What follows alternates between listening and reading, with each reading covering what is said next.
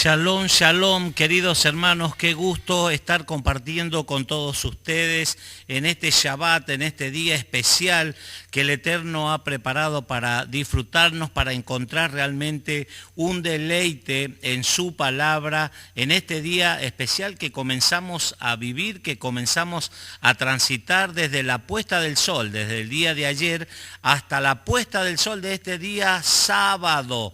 Estamos transmitiendo desde Tanti, la localidad de Tanti, en la provincia de Córdoba, República Argentina. Quien les habla, un amigo, un servidor de todos ustedes, el pastor Raúl Cajas, para compartir la porción, el estudio semanal correspondiente a este fin de semana. Estamos ya finalizando lo que es el libro de Levítico o Vayikra. Hay dos porciones, dos estudios que se hacen acerca de la parashá número 32 y la parashá número 33. Behar es el nombre de la 32 y significa en la montaña, en el monte. Y la parashá 33, Bejucotai, que quiere decir en mis estatutos, en mis mandamientos, y ya lo vamos a ver en mis preceptos, en mi ley. Dos cosas que realmente si van de la mano podríamos entender. En la montaña, ¿qué sucedió? Un acontecimiento muy importante donde el Eterno va a entregar la Torá, los mandamientos, las instrucciones para ese pueblo, para el pueblo de Israel que ha salido de esclavitud de Egipto y va camino, rumbo hacia la tierra prometida. ¿Cuánto necesitamos en nuestras vidas las instrucciones para el matrimonio, para la familia, para la salud, para la economía, para cuántas áreas de nuestra vida y para el día a día? Instrucciones entonces que van a estar en la parashá 32, en la montaña, esas instrucciones. ¿De qué van a hablar esas instrucciones? Vamos a ver acerca del día, vio que tenemos el sábado, hoy es sábado, sábado de reposo, Shabbat, es un Shabbat que está instituido entre los mandamientos. Éxodo capítulo 20, Deuteronomio capítulo 5 nos habla de este día especial y hay muchísimo, más de 100 textos que nos hablan del día de reposo, del Shabbat y de sus consecuencias, lo que atrae aparejado guardar el Shabbat, ser obediente. Justamente de eso vamos a hablar también en esta mañana, de la obediencia, que la obediencia va a provocar, va a desatar la bendición. Así que prepárese para que comencemos a estudiar desde Vayikra, Levítico capítulo 25, desde el 1 hasta el 26, versículo 2, ahí está incluida la parashá en la montaña o en el monte. La palabra hebrea, Bejar, significa literalmente en la montaña o en el monte. Pero claro, ¿cuál montaña? El monte, ¿cuál montaña? ¿Cuál monte? El monte Sinaí, donde fue entregada por el Eterno la bendita Torá a todo el pueblo de Israel. Vamos a leer Levítico capítulo 25, dice del 1, vamos a leer hasta el 6. Dice, Jehová, Yahweh, nuestro Elohim, habló a Moisés en el monte Sinaí, diciendo, habla a los hijos de Israel y diles, cuando hayas entrado en la tierra que yo os doy, la tierra guardará reposo para Yahweh, nuestro Elohim. Ya está, la primera instrucción. Vimos que las personas, según los mandamientos, el Shabbat, el reposo, tienen que descansar, cesar de las actividades. Está establecido en los mandamientos, Deuteronomio capítulo 5 también. Acá dice algo importante, cuando hayáis entrado en la tierra que yo os doy. Fíjese que el Eterno es quien nos da la tierra, es de quien viene toda buena dádiva. Toda cosa, todo don viene del Eterno. Él es el que nos da. No es por mérito propio, no es por nuestras fuerzas, por nuestra inteligencia, por nuestra sabiduría, no. Él nos da. Dice, cuando hayáis entrado en la tierra que yo os doy, la tierra guardará reposo para Yahweh nuestro Elohim. Hasta el día de hoy, el pueblo de Israel observa y conserva esta disposición, esta ley. Sigue diciendo Levítico, Vayikra, capítulo 25, versículo 3, 6 años sembrarás tu tierra y 6 años podarás tu viña y recogerás sus frutos. Pero el 7º año de la tierra tendrá descanso, reposo para Yahweh. No sembrarás tu tierra ni podarás tu viña. Fíjese cómo establece. Entonces, cada 7 años, cada 6 años la tierra iba a producir, iba a dar frutos. Aún, ya vamos a ver, que el año 6º la tierra iba a triplicar los frutos. ¿Qué es sorprendente realmente es esto?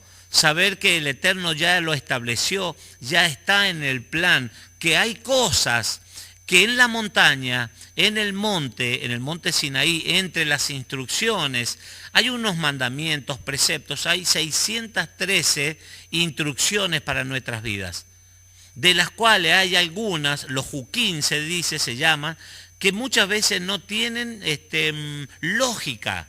Es un mandamiento que humanamente nosotros lo analizamos y decimos, pero ¿por qué? ¿Para qué? No lo entendemos. Porque no está en nuestra capacidad para entenderlo. Pero si el Eterno lo ha establecido, hermanos, y si nosotros nos disponemos a cumplirlos, vamos a ver la bendición. Porque justamente la obediencia va a desatar, va a provocar la bendición. No sembrarás tu tierra ni podarás tu viña.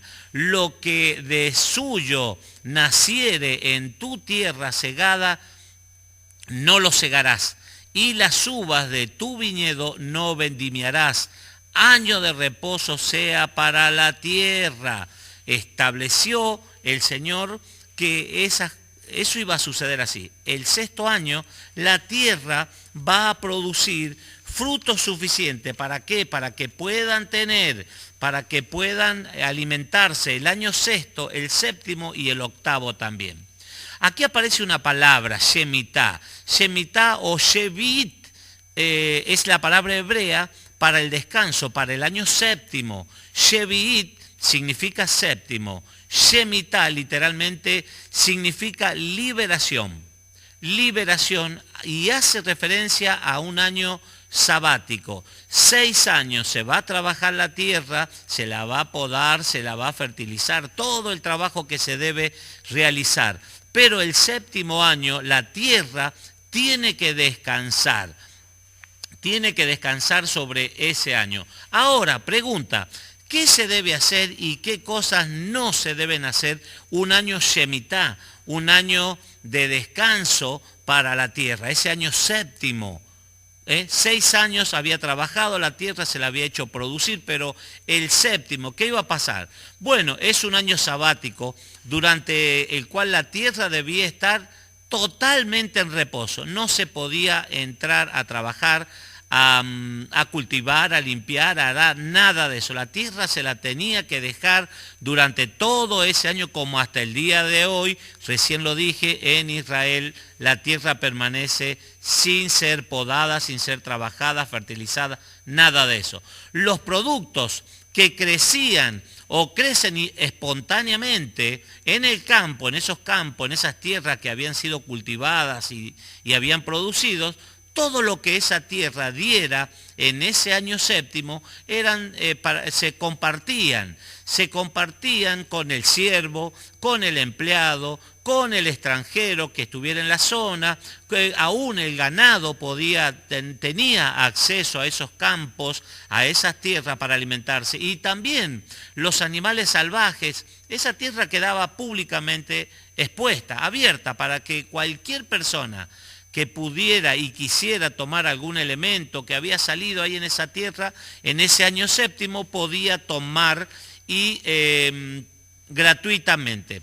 La palabra Shemitah expresa la idea de dejar y de soltar. En el año de la Shemitah, el acreedor que tenía que renunciar a cobrar lo que le debían, porque se condonaban las deudas. se perdonaban las deudas. Por otra parte, todos estaban obligados por la fe, por la emuná, a prestar al necesitado dinero o alimentos sin exigir intereses. Eso lo vamos a encontrar en Levítico capítulo 25, en el versículo 37, que se podía prestar sin pedir, sin demandar, sin exigir intereses a la persona a quien se le estaba haciendo el préstamo o se le estaba dando los alimentos. También dice, todos estaban obligados por la emuná, por la fe, a prestar, dice, el dinero y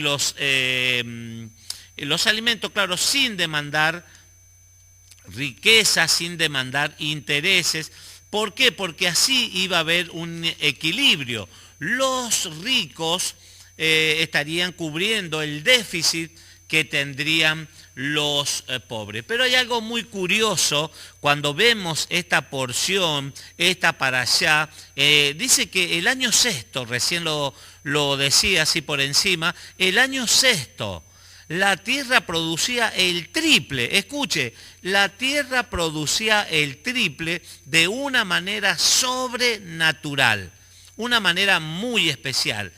¿Por qué? Porque si la persona, el agricultor, el jefe de familia prestaba atención y obedecía a la ley, a los mandamientos que venían del cielo, del Eterno, la tierra iba a producir el año sexto 3 veces más de lo habitual. Dice que alcanzaba, dice, para ese año, para el año sexto, para el año séptimo, para 3 años y el año octavo. El sexto se recogía toda la cosecha que alcanzaba y que rendía para el año séptimo, que no iba a haber cultivo, y dice, ese año no se recogía nada, y además el año séptimo, y además alcanzaba para el año octavo, donde no existía todavía cosecha, porque recién en el tiempo de las cosechas iban a tener nuevos frutos. Así que fíjese la bendición del Eterno. ¿Y cómo sucedía este milagro? ¿Por qué sucedía este milagro en ese año séptimo, en el año de Shemitah? Pero hay algo muy curioso, decía, porque variaba, ¿sabe qué? Variaba en el acuerdo con el nivel de confianza que la persona depositaba en el Eterno. Bitajón es la palabra confianza en hebreo, depende mucho de eso, del nivel de fe. Vio que la palabra dice que nos ha dado distintos niveles de fe a cada persona. El pueblo judío tenía un nivel alto de bitajón, de confianza, dice, y la cantidad de los alimentos que se cosechaban en el sexto año no variaba de un año a otro. No obstante, alcanzaba para proveer nutrición durante 3 años en vez de 1. La tierra, hermanos, la Torá lo estableció así, el Señor, el Eterno, por algo. Es un mandamiento juquín, de lo que se dice juquín, que muchas veces no entendemos. ¿Por qué el Shabbat? ¿Por qué debemos parar, guardar el día de reposo? Bueno, hay cosas que no se entienden, pero cuando la obedecemos realmente vamos a poder experimentar la bendición. La tierra tenía que descansar el séptimo día, ya que sus propiedades se desgastan, sufren un desgaste, sufre un deterioro después de cada cultivo, de la producción, de la cosecha, de la siega. La tierra produce un desgaste. Entonces hay que darle un año, según la Torá, para que descanse y los frutos sean abundantes la próxima cosecha. El Eterno, en su inmensa sabiduría, conoce todas las cosas, pues Él es quien, el diseñador, Él es el creador. Otra ley que vamos a ver en esta parashá, Bejar, o instrucción que el Eterno ha dado en el monte a Moisés para que se guarde, para que se cuide, es referente al año del Yobel. ¿Qué es el Yobel? El año del jubileo. Vimos el Shabbat que el hombre tiene semanalmente, el día de reposo semanal. 6 días tenemos para hacer todo lo que se nos ocurre, todo lo que tenemos que hacer, que queremos hacer, lo podemos hacer. Pero el séptimo día, dice el mandamiento, acuérdate del día de reposo, el día Shabbat, para santificarlo, para apartarlo. No harás ningún trabajo, ninguna clase de actividad, solamente buscar la presencia, encontrar ese deleite en ese día de reposo. Nosotros reposamos, vemos que la tierra también el séptimo año tiene que reposar, y también vamos a ver aquí el año, el Yobel, el año del jubileo. El año del jubileo. ¿Qué es el Yobel o el jubileo? Es la suma de 7 shemitot, de 7 conjuntos de años. Shemitah se da 49 años para llegar al año 50, ¿sí? Son 7, un conjunto de... al año 50 se conmemora, se celebra el Yobel o el año del jubileo. Cada 50 años debían observar, era la instrucción, era el mandamiento, que sería proclamado, ¿sabe cuándo? En Yom Kippur. Fíjese cómo está relacionado todo con todo. El día de Yom Kippur, el día del perdón, está aquí, el día aparece el jubileo. El año número 50, cada 50 años se iba a producir el jubileo, el año del perdón. Durante ese año, ¿sabe lo que pasaba? Los campos no podían ser sembrados. Era como un día, como un año semita. El shofar era tocado en Yom Kippur, o las trompetas, el Yom Kippur del año del jubileo, para proclamar en él el nombre de nuestro Elohim, de nuestro Dios, que todas las personas tienen un derecho fundamental de posesión. Sonaba el shofar en ese día, el día especial, en ese año especial, el año del jubileo, el año del perdón. Además, los esclavos hebreos debían ser liberados y todas las tierras de vuelta a los dueños originales. Era un año de perdón, un año de libertad, un año que se condonaban las deudas, se perdonaban las deudas. Las personas que por alguna cuestión de la vida les había tocado la mala, habían vendido sus propiedades, tenían derecho exclusivo para poder tomar, para que las propiedades sean devueltas a sus propios dueños, a sus antiguos dueños. Porque en realidad el Eterno nos dice, mía es la tierra y su plenitud. Realmente nosotros somos administradores de las cosas del Eterno y todo le pertenece a Él. Así que mientras estamos de paso como extranjeros sobre esta tierra, sobre la faz de la tierra, somos simplemente mayordomos, pero Él nos ha dado la capacidad y nos da la oportunidad de que podamos servir y que podamos entender cada ley y cada cosa, ponerla por obra. Además, dice, los esclavos hebreos debían ser liberados y todas las tierras devueltas a sus dueños. Por consiguiente, el precio de la tierra que se vendía debía estar basado en la cantidad de años que restaba hasta el Yobel. Se consideraba para que la persona pudiera tener acceso y recuperar la tierra. La tierra vendida a causa de la pobreza del propietario podía ser redimida por un pariente del dueño original o por este mismo. ¿Se acuerda el caso de Ruth? Es un caso, Ruth y Boaz, esa historia es preciosa y nos relata justamente, y hay una analogía, hay una figura del Eterno, de Yeshua HaMashiach, como el Redentor, quien va a pagar el precio por esa mujer, quien va a redimir. Si alguien debía vender una casa en una ciudad amurallada, tenía un año de tiempo para redimirla. Debía hacerlo durante ese lapso después del cual ya era demasiado tarde. Empero las casas en las aldeas y ciudades apartadas para los levitas volverían a sus dueños originales durante el jubileo. Fíjese las instrucciones, cómo están dirigidas para que la persona pueda recuperar nuevamente lo que había perdido por esas cuestiones de la vida. Se debía prestar dinero, también como en un año Sevitá, a un judío pobre sin cobrarle intereses. Si el indigente se veía obligado a venderse como siervo, el amo judío debía tratarlo como un sirviente contratado y con respeto. El sirviente sería puesto en libertad durante el jubileo.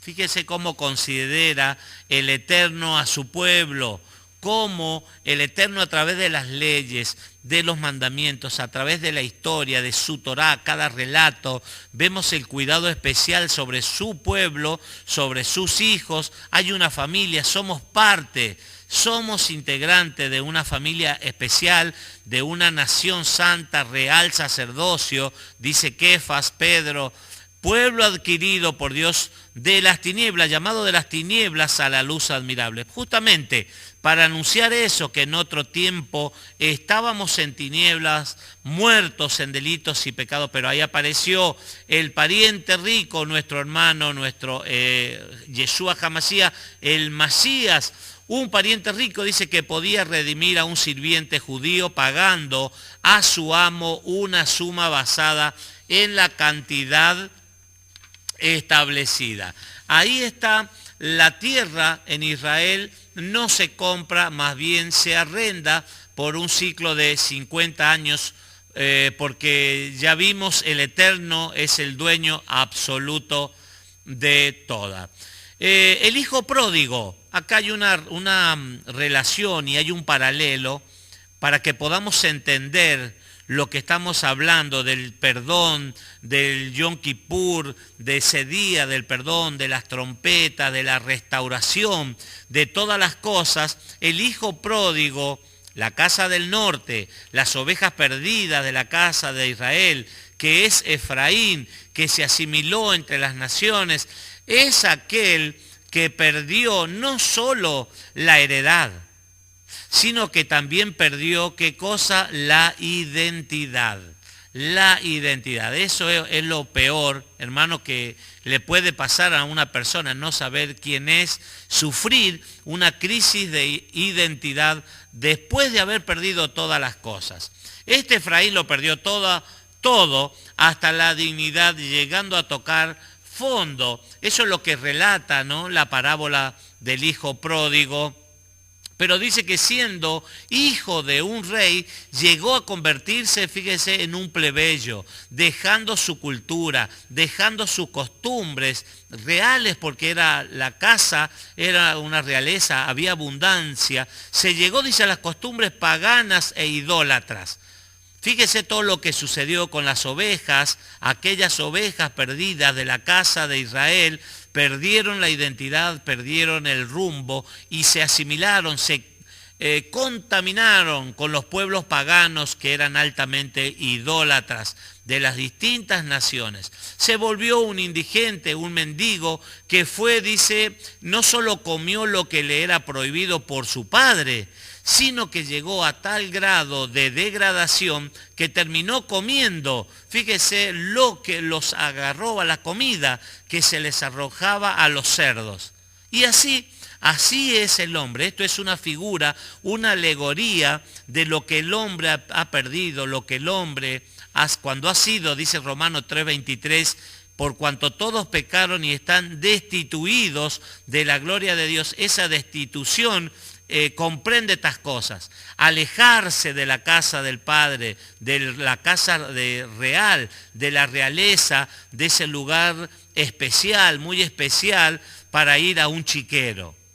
Pero ¿qué pasa? Dice que aquel mendigo se había alejado de su tierra, de su ciudadanía, pronto se olvidó de los pactos, de las promesas, perdió la esperanza, perdió la identidad de su padre, se conformó a lo que el mundo le ofrecía, hasta el punto de venderse a sí mismo, como un esclavo a los servicios paganos, a los servicios del mundo. Pero ¿qué sucedió? Un día el padre, el rey, lo abrazó desde lejos. Este muchacho había dicho, yo sé, volviendo en sí, recapacitó y dijo, tengo que regresar a la casa de mi padre. El Masías, Yeshua HaMashiach, representa al Redentor. Es el Redentor, el Goel, que pagó con su propia vida, fíjese, su propia vida, la sangre que se derramó en esa estaca de ejecución, en la cruz, pagó el precio, hermanos, por nosotros, total, el precio total, no en partes, no un anticipo, sino totalmente por la herencia que se había perdido el hermano empobrecido, con la deuda saldada. Ahora la herencia legalmente le es regresada a todo hijo que se había ido, que se había perdido. El año del Shabbat, el día de Shabbat, el año Shemitah, el reposo de la tierra y el jubileo son muy importantes. Y todas estas cosas son sombras proféticas de lo que el Señor ha hecho, está haciendo y va a cumplir la obra. Entonces te animo a que le des esa oportunidad al Señor y siempre lo digo, vas a ver que el resultado te va a sorprender.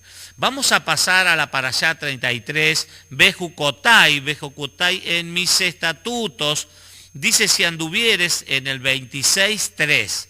Levítico, Vayikra, es la última parashá que vamos a compartir del libro de Levítico, capítulo 26, versículo 3. Dice, si anduviereis,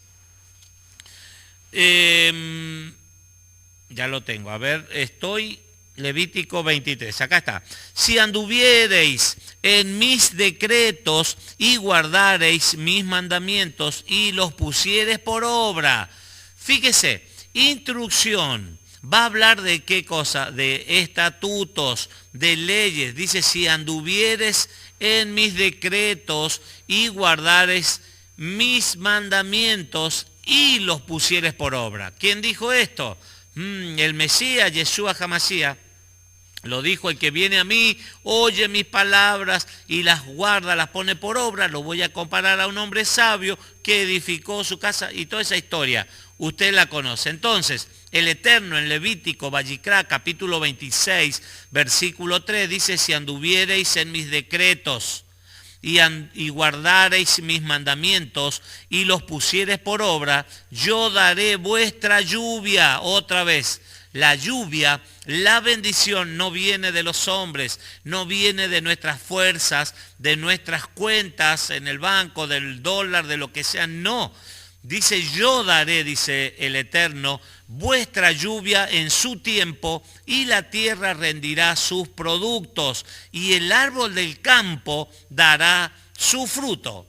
Mire, Él da la lluvia es una bendición, la lluvia temprana, la lluvia tardía es bendición para la tierra de Israel.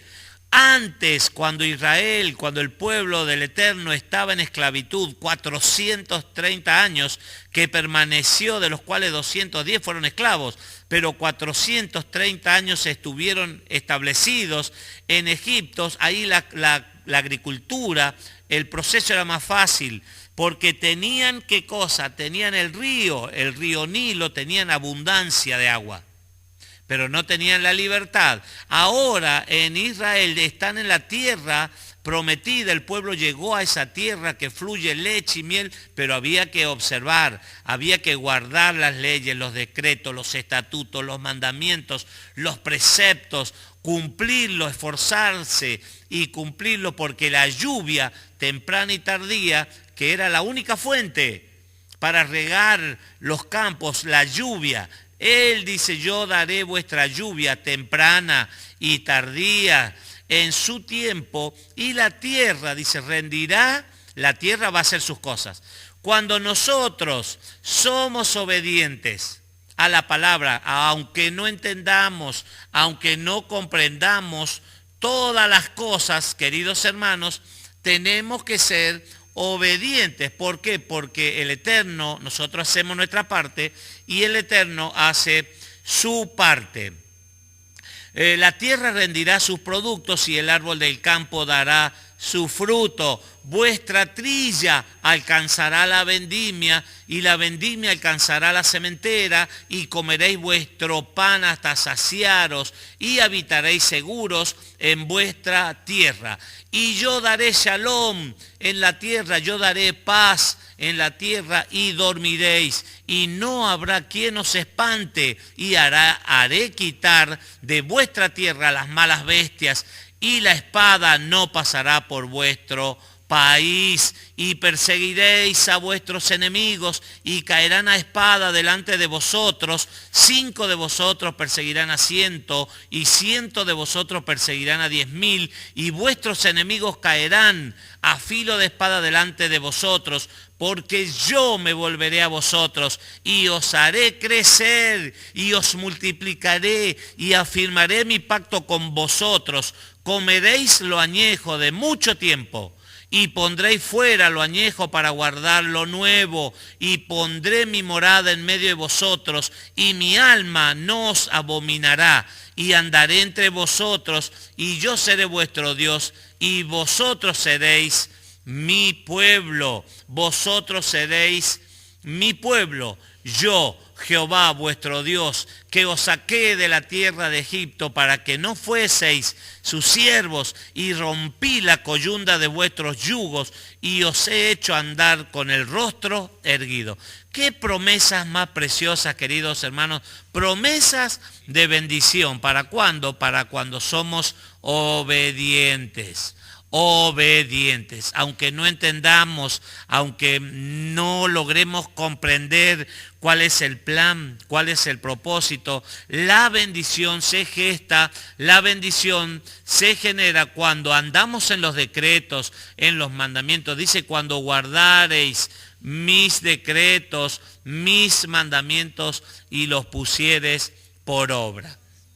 Después sigue hablando Levítico capítulo 26. Este relato también lo vamos a encontrar en Devarim, Deuteronomio capítulo 28. Nos habla de la obediencia que va a provocar bendición y las consecuencias de la desobediencia. Nos conviene ser obedientes al Eterno, seguir sus leyes, aunque nos cueste esforzarnos, animarnos, porque lo que está por venir es mucho mejor.